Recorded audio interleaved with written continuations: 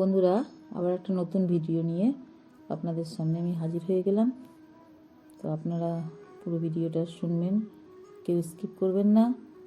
খুব interesting video হতে যাচ্ছে। তো আজকের যে টপিকটা সেটা হচ্ছে নাম, মানে নামের কি অপরাধ হয়, নামকে কীভাবে গ্রহণ করলে বা কী করলে নাম অপরাধ হয়, তো সেটার সম্পর্কে আজকে আমি বলার চেষ্টা করছি। আপনারা ধৈর্য ধরে শুনুন। তো প্রথমে একটু গুরু প্রণাম করে নিই। ওং অখণ্ডমণ্ডলাকারং ব্যক্তং মনিচরাচরং তৎপদ্মং দৃষ্টিতাং যেন তস্মৈ প্রভাবিনং। গুরু কৃপাহি কেবলম, গুরু কৃপাহি কেবলম, গুরু কৃপাহি কেবলম। তো তো আপনারা সবাই শুনুন। নাম মহিমায় অর্থবাদ এবং মনন, অর্থাৎ হরিনামের যেসব অতুলনীয় মহিমার কথা শাস্ত্র ও মহাজন বাণীতে দেখা যায়, তা কেবল স্তুতি বাক্যমাত্র বা বাড়িয়ে বলা হয়েছে। মানে মানুষ যদি কেউ মনে করে যে শাস্ত্রে যে সমস্ত কথা লেখা আছে সেগুলো সব বাড়িয়ে বলা হয়েছে বা স্তুতি, ওই একটা বলতে হবে বলেছে, এরকম এইভাবে যদি কেউ ভাবে তাহলে সেটা ভয়ঙ্কর নাম অপরাধ হয়। তো বাস্তবিক পক্ষে শ্রীনামের যে সমস্ত মহিমা শাস্ত্র ও মহাজনগণ প্রকাশ বা কীর্তন করেছেন, শ্রীনামের অনন্ত মহিমা সিন্ধুর তা বিন্দু মাত্র। মানে নামের এত মহিমা যতটুকু প্রকাশিত হয়েছে তা খুবই সামান্য, এক বিন্দু। সুতরাং নাম মহিমার অর্থবাদের কোনো প্রশ্নই উঠতে পারে না। এর অর্থ মানুষ বিকৃত করতেই পারে না, আমার করা উচিত না। এবার হচ্ছে 2 নম্বর হচ্ছে শ্রী হরিনামের অর্থ কল্পনা। কল্পনা করা, কল্পনা মানে নিজে বানানো কিছু আর কি। যাই হোক, আমি পড়ছি, শুনুন। তো শ্রীমদ্ ভাগবত শাস্ত্রে নামসূচক যে সমস্ত বাণী আছে হরিনামের, সেই সব মাহাত্ম্যের গৌণত্ব প্রতিপাদন করার নিমিত্ত অন্য প্রকার অর্থ কল্পনা, মানে যা বলতে চেয়েছে শাস্ত্রের তার বিপরীত অর্থ করা আর কি। এটা কিন্তু বৈষ্ণবতার বিঘাত গুরুতর অপরাধ। এটা কিন্তু গুরুতর অপরাধ। যা বলতে চাইছে তার অর্থকে বিকৃত করে দেওয়া। অপ্রাকৃত চিন্ময় বস্তুর তত্ত্ব গ্রহণে আমাদের বুদ্ধি অপারগ।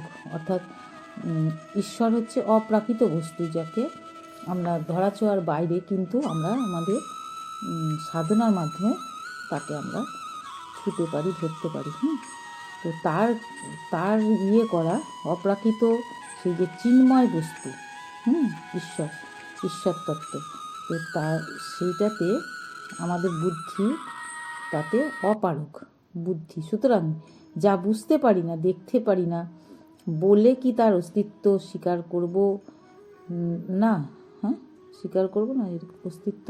আমরা বুঝতে পারি না বলে কি আমরা ভাববো যে ভগবান নেই? তা তো নয়।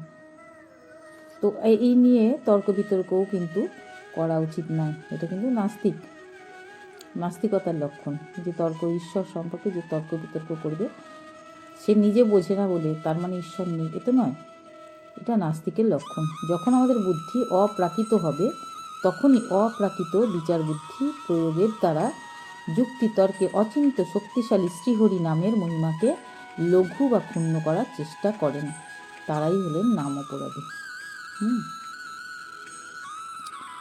বলছে যখন আমাদের বুদ্ধি অপ্রাকৃত হবে, তখনই অপ্রাকৃত বিচার বুদ্ধির প্রয়োগের দ্বারা যুক্তিতর্কে অচিন্ত শক্তিশালী শ্রী হরি নামের মহিমাকে লঘু বা ক্ষুণ্ণ করার চেষ্টা করেন। তারাই হচ্ছে নাম অপরাধী।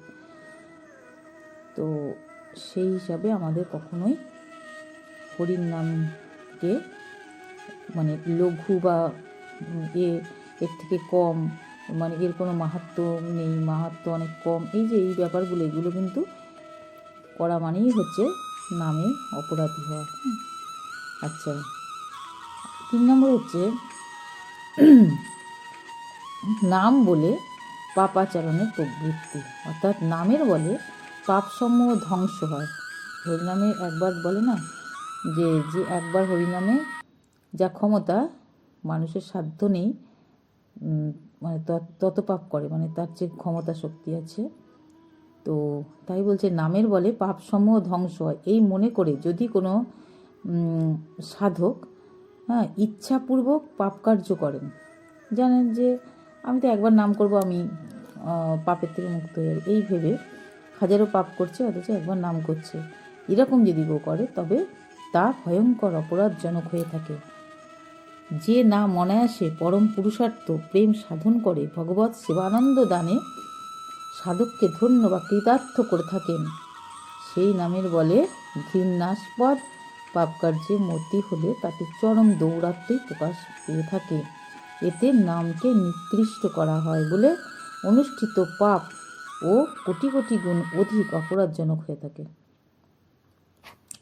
কোনোদিনও হরির নামে যেহেতু পাপ খণ্ডন হয়, সেহেতু হাজারো হাজারো পাপ করে কিন্তু একবার হরির নাম করলেই আমি উদ্ধার হয়ে যাবে, এটা কখনোই ভাবা উচিত নয়। সেটা এক ধরনের পাপ হয়ে যাবে। নাম গ্রহণে পাপাদি বিনষ্ট হয়। নামের এই প্রভাব অবগত হয়ে নামকে পাপ নাশের উপায় রূপে গ্রহণ করে যারা তারও নাম অপরাধী, মানে গ্রহণ করে যারা তারাও নাম অপরাধী। কী বলছে আবার বলি, নাম গ্রহণে পাপাদি বিনষ্ট হয়, নামের এই প্রভাব অবগত হয়ে, মানে নামের ফলে তো পাপ বিনষ্ট হয়, এটা জেনে নামকে যে পাপ নাশের উপায় রূপে গ্রহণ করে তারাও নাম অপরাধী। কেন?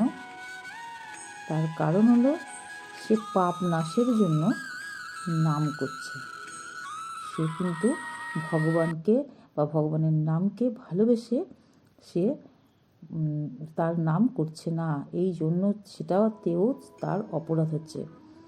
এই কারণে শুদ্ধ নামাশ্রয়ী ব্যক্তির পাপ বুদ্ধির কথা দূরে থাক, পুণ্য কার্যেও মতি হয় না। যে এরকম পাপ খণ্ডনের জন্য নাম করবে তার কিন্তু মানে পুণ্য কার্যেও মতি হবে না। সেই অবস্থায় যদি কোনো সাধকের মনে হয় যে নামের দ্বারাই ওই ক্রিয়মান পাপ বিনাশপ্রাপ্ত হবে, তবে উহাই ভয়ঙ্কর নাম অপরাধ হয়ে যাবে। এটাও কিন্তু এক ধরনের নাম অপরাধ।